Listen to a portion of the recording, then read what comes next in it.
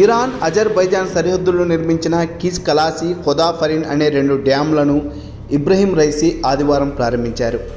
ఆ తర్వాత ఇరాన్లోని తబ్రిజ్ నగరానికి వెళ్తుండగా హెలికాప్టర్ ప్రమాదానికి గురైంది.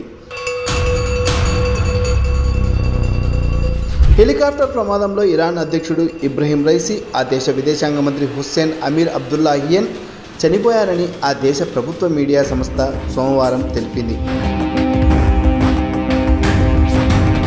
అయితే హెలికాప్టర్ క్రాష్ అయినట్లు వార్తలు రాగానే ప్రముఖ సోషల్ మీడియాలో ట్రెండింగ్లో మారింది ఈ అంశం.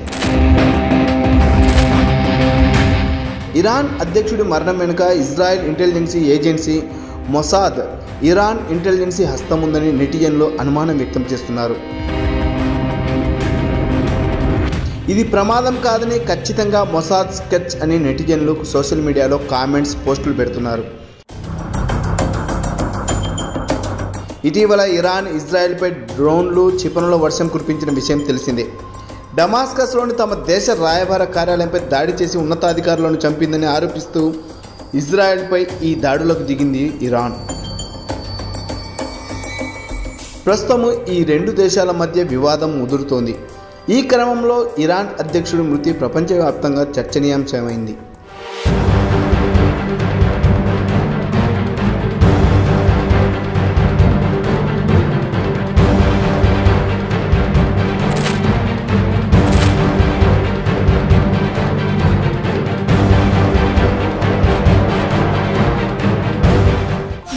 ట్రెండింగ్ వీడియోల కోసం న్యూస్ 18 తెలుగు ఛానల్ను సబ్స్క్రైబ్ చేసుకోండి.